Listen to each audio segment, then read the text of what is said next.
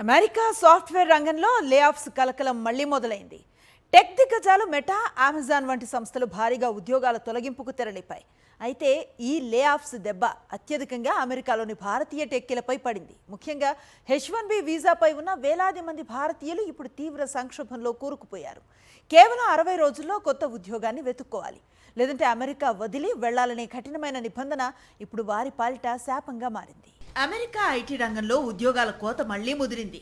ఖర్చులు తగ్గించుకునే పేరుతో టెక్ దిగ్గజాలు మెటా, అమెజాన్లు వేలాది మంది ఉద్యోగులపై లే ఆఫ్స్ వేటు వేశాయి.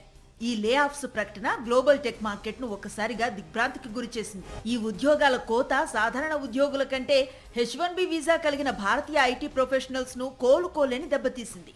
అమెరికా ఇమిగ్రేషన్ నిబంధనల ప్రకారం H1B వీసాపై ఉండి ఉద్యోగం కోల్పోయిన వారు కేవలం 60 రోజుల గ్రేస్ పీరియడ్ లోపు మరో కొత్త ఉద్యోగాన్ని సాధించాల్సి ఉంటుంది. ఒకవేళ ఆ 60 రోజుల్లోగా కొత్త కంపెనీలో వీసా స్పాన్సర్షిప్ దొరక్కపోతే వారు చట్టబద్ధంగా అమెరికా గడ్డను వదిలి స్వదేశానికి తిరిగి వచ్చేయాల్సిందే. ప్రస్తుతం అమెరికా జాబ్ మార్కెట్ తీవ్ర మందగమనంలో ఉంది. దాదాపు అన్ని ప్రధాన కంపెనీలు నియామకాలను నిలిపివేయడంతో ఈ 60 రోజుల స్వల్ప వ్యవధిలో కొత్త ఉద్యోగం దొరకటం గగనంగా మారింది.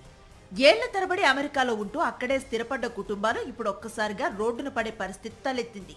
పిల్లల చదువులు, ఇళ్ల ఈఎంఐలు, కార్ లోన్లు ఉన్న భారతీయులు ఇప్పుడు భవిష్యత్ ఏంటో తెలియక తీవ్ర ఆందోళన వ్యక్తం చేస్తున్నారు. తమ ఆవేదనను సోషల్ మీడియా వేదికగా పంచుకుంటున్నారు.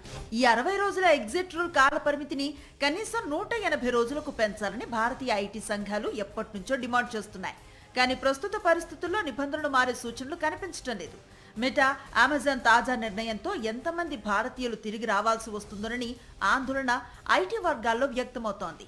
అమెరికా కల సాకారమైందని సంతోషించే లోపే లే ఆఫ్స్ రూపంలో వచ్చిన గండం వేలాది భారతీయ కుటుంబాలను తీవ్ర కలవరానికి గురిచేస్తోంది.